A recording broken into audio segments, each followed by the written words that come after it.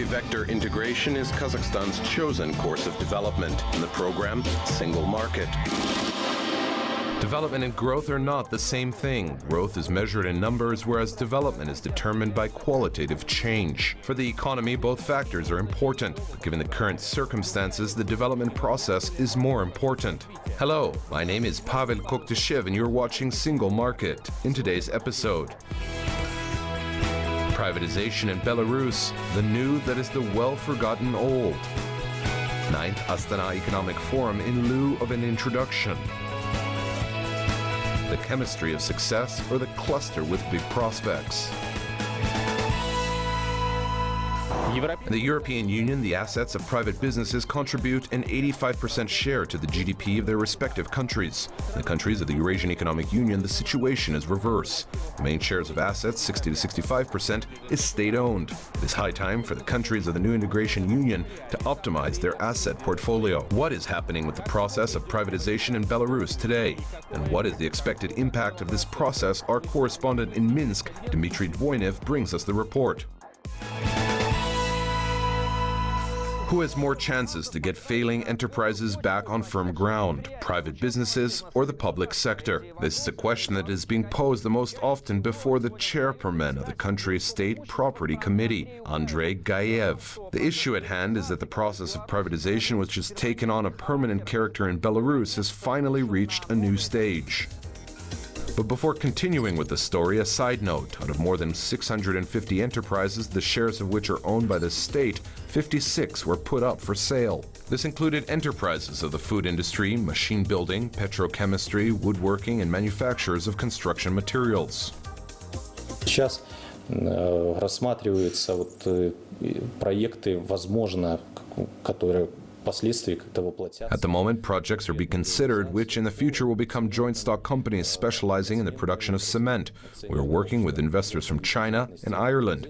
Concerning the woodworking enterprises, we are working with an investor from Austria and with investors from Italy for the oil and chemistry enterprises. В отношении предприятий деревообработки работа идет с австрийским инвестором.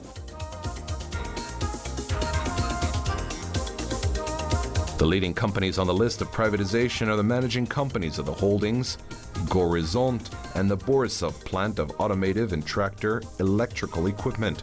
These are the so-called blue chips of the state. The investors for these two companies should be leaders in the global rating of producers of household appliances and industrial electronics, as well as component parts for the machine building sector. This is truly a very important social issue. Owners optimize the structure, optimize the production processes, set up the business, but time is needed before the newly hired personnel can show what they can do at work. And their introduction into the established workers' collective should not be rash and radical, so as not to have a negative impact on the work collective. Introduction of supplemental directives into the legislation which allow within the framework of separate projects to transfer buildings and structures to investors absolutely for free shows that Belarus is decisively set on pushing forward the process of privatization. Smart optimization should be part of the plans of every legal person, and the state here, as an owner, pays a lot of attention to this issue. Another special aspect which should be reminded of, speaking about the new stage of privatization in Belarus, is the preparedness of countries that are part of the Eurasian Economic Union to take part in this process. First and foremost, this concerns Russia and Kazakhstan. We are absolutely open to investors from any corner of our planet, but of course the greatest interest in purchasing assets in Belarus comes from the neighboring countries. Kazakhstan, if we take a look at the geography, is not the nearest neighbor of Belarus. Nevertheless, the country's officials have already expressed interest in purchasing shares in some large enterprises, including oil processing ones. This interest can be explained with a simple logic. Kazakhstan has the resources and Belarus enterprises that specialize in deep processing, and these two factors can be united on the wave of the privatization. If we compare the facts with the opinions, we can conclude that privatization in Belarus is not a luxury and not the gift of a free market economy. but considering the current difficult times, an effective instrument for attracting investments. In essence, the privatization process in Belarus is an additional platform for cooperating with investors. One party, the state, is creating incentives, and the other, the investors, are realizing projects which promise to give the Belarusian economy a second wind. Dmitry Dvoinev, Minsk, Astana, exclusively for Single Market. The Astana Economic Forum, an annual event which has become symbolic. Such an assessment is quite justified. This is an event during which the most pressing economic problems are discussed and new prospects of cooperation are considered. The list of forum participants includes some of the most renowned figures: politicians, bankers, business people, and Nobel laureates. How is this event different from other similar events, and what to expect from the upcoming 9th Astana Economic Forum? Our correspondent in Astana brings us the report.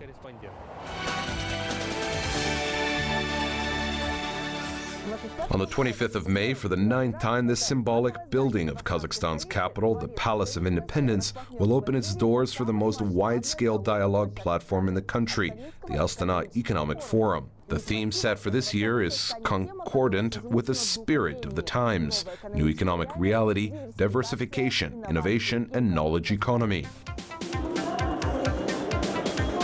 Over the time of its existence, the Astana Economic Forum managed to become the most reputable dialogue platform in Central Asia. A notable fact, the first forum was held in 2008 when the world economy was in the zone of high turbulence.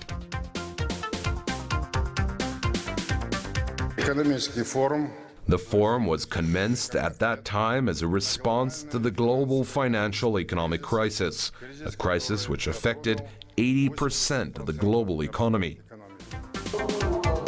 The wide-scale character of this event is set not only by the wide range of discussed topics, but also participation of big politicians, renowned experts, directors of international organizations and financial institutions, global businesses, and scientific elite. One of the special features of the Astana Economic Forum is the participation of Nobel laureates in its work. Among them, there were renowned people such as John Nash, Finn Kydland, Eric Maskin, Robert Mundell, thanks to who the discussions were taken to a qualitatively new level. By the way, the question that the Nobel laureates were asked the most often was, in times of an economic crisis, what should be the strategy of developing countries? When Hong Kong and Singapore were developing so quickly, they didn't have to invent a legal structure for themselves. They already had it. The British gave it to them, and that was a strong structure on which to build.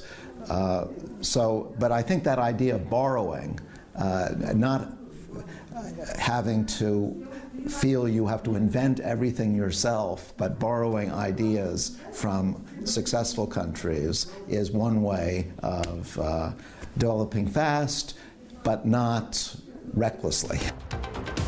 The topics that became almost traditional for this forum include the prospects of the green economy, the influence of macroeconomic issues on the development of regions, the role of breakthrough technologies, new approaches to food security, and the economic potential of the Great Silk Way.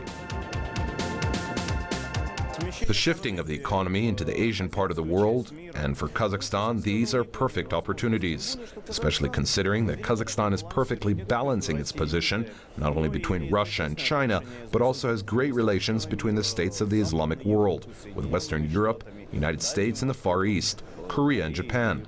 This is the key to success.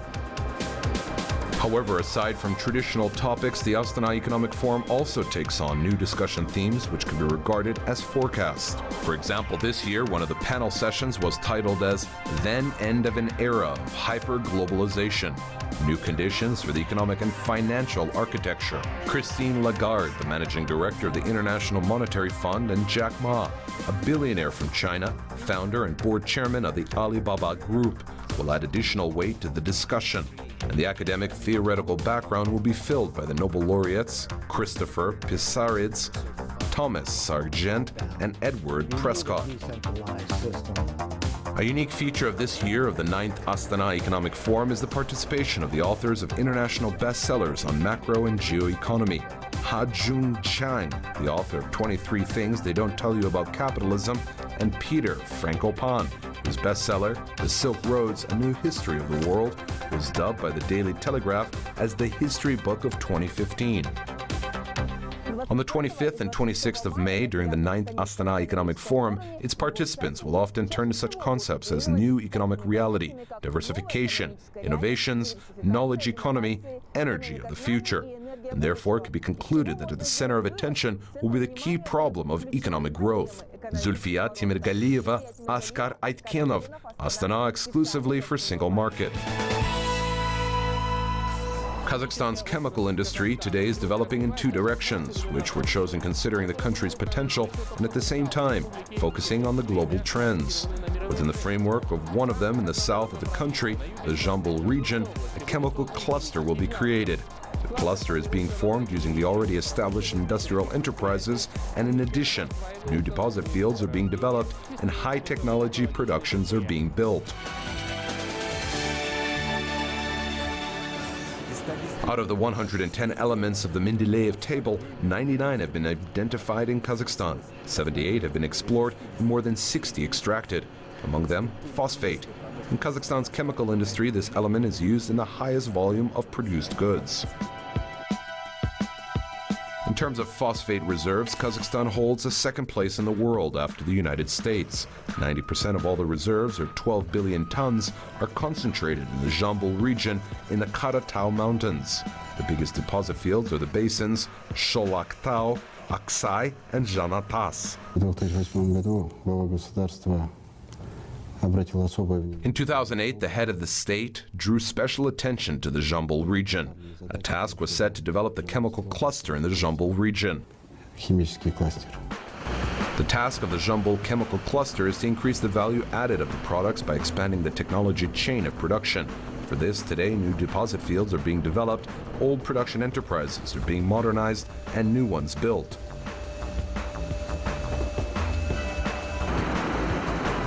The bets are placed first and foremost on the mineral and fodder fertilizers. The Jambul cluster will be established at the base of the Special Economic Zone, Chemical Park, Taraz, and two giant enterprises, the Russian Eurochem and Kazakhstan's Phosphate.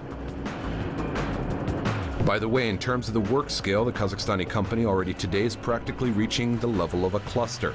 Phosphate conducts geological exploration, extracts and processes phosphate ore, manufactures products which are successful on foreign markets.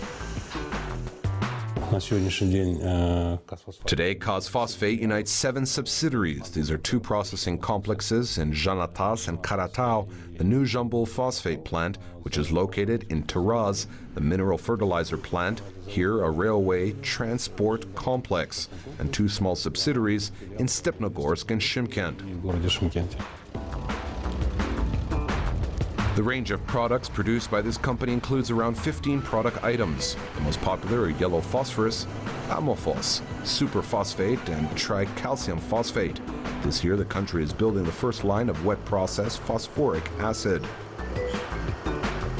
The capacity is 220 tons of the main element, phosphorus pentoxide. This will allow us to increase the production volume of phosphate fertilizers threefold this year.